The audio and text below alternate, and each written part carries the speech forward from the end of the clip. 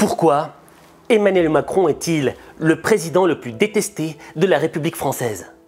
C'est une chose que tu n'entendras jamais dans les médias mainstream. Mais dans cette vidéo, je vais te révéler toute la vérité.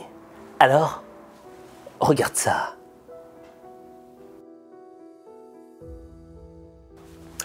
Beaucoup de personnes disent « J'ai du mal à cerner, à comprendre Emmanuel Macron. » Mais pourtant, sa vision est très simple lorsque tu comprends le fond de ce discours. Si demain vous réussissez vos investissements ou votre start-up, la chose est faite. Non. Parce que vous aurez appris dans une gare. Et une gare, c'est un lieu où on croise les gens qui réussissent et les gens qui ne sont rien. En réalité, sa vision du monde, elle est binaire. D'un côté, il y a les faibles, les losers, ceux qui ne sont rien. Nous. Et de l'autre côté, il y a les winners, les forts, ceux qui réussissent. Quand tu as une vision pareille du monde, généralement, tu as une attitude randalesque. Randalesque, ça veut dire quoi? Tu vois, dans ton école, tu as sûrement connu un gars qui était tout le temps à lécher les bottes du prof. Madame, madame, je peux porter votre sac? Madame, madame, je peux lécher vos chaussures? Madame, madame, il y a Aziz qui triche. On en a tous connu un comme ça. Et tu vois, il y avait une série animée qui s'appelait La cour de récré. Et dedans, il y avait un gars qui s'appelait Randall, tu vois. Randall, il ressemblait un petit peu à Éric Zemmour. Et sa passion, c'était quoi? C'était d'obtenir les faveurs de sa prof. Une prof extrêmement méchante. Et pour obtenir ces faveurs, il était méchant avec les autres élèves de la cour de récré qui étaient en position de faiblesse. Il n'arrêtait pas de les balancer. Il faisait tout pour avoir l'amour de Madame Westminster, je crois qu'il s'appelait comme ça. Eh bien un jour, Emmanuel Macron nous a fait une randale. Et lundi soir, vous êtes tombé sur une scène totalement improbable entre les présidents Emmanuel Macron et Joe Biden. Oui, on pourrait appeler ça malaise TV, Philippe. La séquence s'est déroulée en marge du G7 qui se tient actuellement en Allemagne. C'est BFM TV qui l'a retransmise et elle est, comment vous dire, spectaculairement embarrassante, je vous raconte. À l'image, le président des États-Unis est à l'extérieur. Il marche avec quelques-uns de ses conseillers. Il est en grande conversation avec l'un d'entre eux lorsque, tout à coup, Emmanuel Macron presse le pas, le rattrape et l'apostrophe. Excuse me, sorry to interrupt you. With your advisor, I took the commission to call MBZ. So I call for increasing the production by generates. So I got him, he told me two things. One, I'm at the maximum, what he claimed, and this is my prepaid commitment. Second, he told me, according to us, the Saudis can increase a little bit, but 150 or a little bit more, and they don't have huge capacities. At this stage, before 6 months' time. The last one, the very last point is about what we do on the Russian oil. He told me that we to make sure that India as well. Yeah, I will make it without. Excuse me. Et à travers ce geste, j'ai compris qui était l'homme derrière le président. Au fait, c'est une attitude faible. L'attitude faible consiste à être doux avec les forts, mais dur avec les faibles. Et en réalité, Emmanuel Macron, lors du Salon de l'Agriculture, nous a démontré toute la dureté qu'il avait avec les gens qui étaient en position de faiblesse. Disons musclé, avec une jeune fille où il lui a parlé en lui disant vous dites n'importe quoi en faisant un signe de la tête. Méprisant. Et bah, je sais pas, regardons cette séquence et vous allez me dire ce que vous en pensez. Je sais pas comment décrire ce qui s'est passé. Alors vous savez quoi? C'est courageux. Vous allez voir là-bas, vous leur dites qu'on va passer moins sur les cophitos. Vous revenez me voir avec des propositions. Oui, les propositions, elles sont faites par la Confédération paysanne. J'en ai comme ça là en stéréo. Entre les uns qui gueulent parce que ça va pas assez vite, les autres trop vite. On est un même pays, une même nation, on s'en sortira. On a des solutions concrètes, c'est à l'industrie que vous faites avancer. Et qu'est-ce qu'on est en train de faire?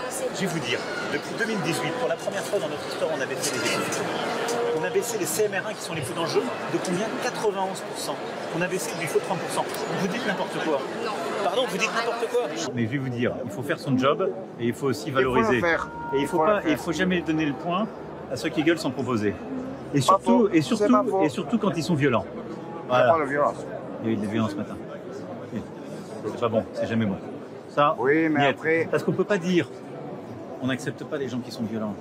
C'était un conseil dans ma cour de ferme, mais je vais aller le faire chez les autres. Ah, ça c'est pas une bonne idée. En tout cas, ce que je veux dire, c'est que là, il faut qu'on se rende collectivement. Un, il faut sauver le salon. Mais comment? C'est pas en le bloquant. Non, mais d'abord, moi tout le monde dire la revienne au calme. solution. Vous savez la solution, c'est quoi? C'est que vous partiez d'ici Non, et que vous reveniez quand vous aurez des choses mais non, mais en fait, le salon sinon il sera gâché. Et tu vois, c'est tout de même incroyable de voir cette différence d'attitude envers les gens. Quelqu'un qui respecte les gens a la même attitude avec tout le monde, sauf qu'il est beaucoup plus dur avec les forts et les plus forts et beaucoup plus doux avec les faibles. J'en ai notamment parlé dans la vidéo où je comparais Jacques Chirac, son attitude, et celle d'Emmanuel Macron. Mais là, au fait, il y a quelque chose d'autre encore qui en ressort. C'est la notion du mépris. Emmanuel Macron est méprisant. Et au fait, le mépris, c'est la chose la plus dangereuse qui peut arriver dans ta vie. Alors pourquoi est-ce que le mépris est une chose qui est dangereuse dans ta vie? Le mépris, c'est un poison. C'est un poison qui s'infiltre dans ta vie et qui la détruit à petit feu, petit à petit, pour finalement rendre ton environnement totalement toxique. Est-ce que tu ne trouves pas qu'il y a une différence en France entre aujourd'hui et il y a quelques dizaines d'années? Ça se ressent. L'atmosphère est pesante. On ne se sent pas très bien. Au fait, le mépris trouve sa racine dans un élément extrêmement particulier. Et cet élément-là, il est totalement représenté par la vidéo que je vais te présenter maintenant. Vous n'avez pas de difficulté particulière aujourd'hui? C'est un petit peu tendu, mais je dirais qu'on a la chance d'avoir des projets qui sont attractifs pour les gens. Mais quel bonheur ce genre de séquence! Vous n'avez pas de difficulté particulière aujourd'hui? C'est un petit peu tendu, mais je dirais qu'on a la chance d'avoir des projets qui sont attractifs pour les gens. Cette vidéo m'a choqué. Je pensais que c'était, je sais pas moi, un truc fait par l'intelligence artificielle, tu vois. Mais c'est totalement vrai. Il pose une question à un gars, le gars lui répond et j'en ai rien à foutre. J'en ai jusque-là de t'écouter. Être méprisant, c'est ne pas écouter les autres. Et lorsque tu n'écoutes pas les autres, tu crées un ressentiment, tu crées une ambiance toxique. Au fait, l'idée que j'ai à travers cette vidéo, c'est pas de dézinguer Emmanuel Macron, non. C'est de le prendre comme exemple pour te montrer que certaines attitudes peuvent détruire ta vie. Détruire sa vie, c'est quoi? C'est la gâcher.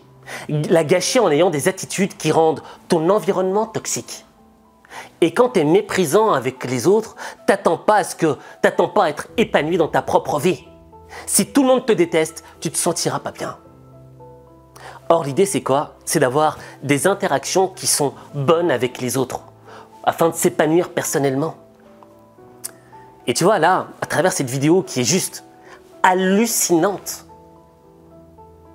on comprend pourquoi Emmanuel Macron est tellement détesté par les Français. Parce que le peuple français a l'impression de ne pas être écouté. C'est nos vies qui sont en jeu, on ne peut plus demander gentiment, monsieur. Entendez ça, sinon ça va être terrible ce qui se passe. Tous les rapports scientifiques vous le disent. Pourquoi vous ne les écoutez pas? Pourquoi? L'une des clés du bonheur, l'une des clés pour être heureux et épanoui dans sa vie, c'est d'avoir des bonnes interactions avec les autres. Et un des meilleurs moyens d'être en bon terme avec les gens qui t'entourent, que ce soit dans ta famille, parmi tes amis, dans ton job ou dans ton club de sport, c'est d'avoir une écoute sincère, d'écouter les autres de manière sincère. Et quand tu écoutes quelqu'un de manière sincère, que tu lui accordes cette écoute attentive, la personne a le sentiment d'avoir été écoutée. Elle a le sentiment d'être importante.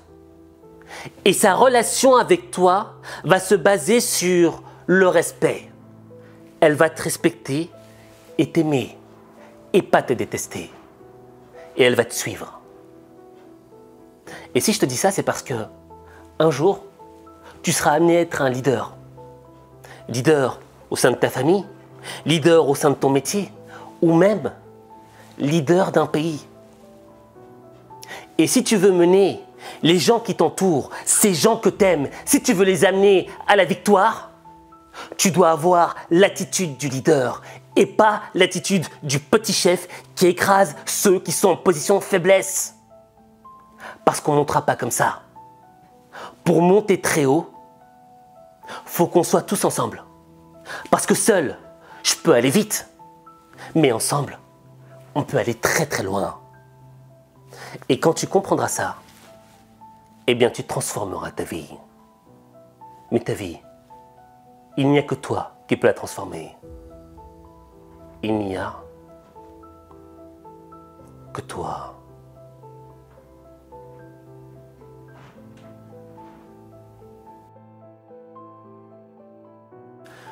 Je vais te demander de faire 2 choses extrêmement importantes. La première, je veux que tu écrives en commentaire « Je suis leader ». Non pas « Je suis un leader », non. « Je suis leader ». Pourquoi? Parce que je veux que ça t'habite. Je veux que tu aies en toi l'attitude du leader. Je suis leader. J'apporte une oreille attentive aux gens qui m'entourent. Parce que je suis l'élément, je suis la personne en première ligne pour amener toute mon équipe à la victoire. Je suis leader. Tu vois, être leader, ça demande d'avoir une oreille attentive, mais aussi d'avoir un moteur de motivation qui t'habite, l'envie, la passion de la victoire. Et pour t'aider dans cette envie de gagner, j'ai créé une formation express, Ultra Boost. Ultra Boost, c'est une formation qui se fait en 5 jours et qui va t'aider à maîtriser tous les mécanismes de la motivation pour que dans les moments difficiles, pour que face à l'épreuve, tu n'abandonnes jamais et que tu atteignes la victoire. Pour t'inscrire, c'est extrêmement simple. Ou bien tu cliques sur le lien que j'ai épinglé en commentaire, ou bien tu vas sur Google et tu tapes h5motivation.com. Tu vas atterrir sur ma page, tu cliques sur Ultra Boost et là, il te suffira tout simplement de t'inscrire. Et sur ce, cher leader, je te retrouve de l'autre côté.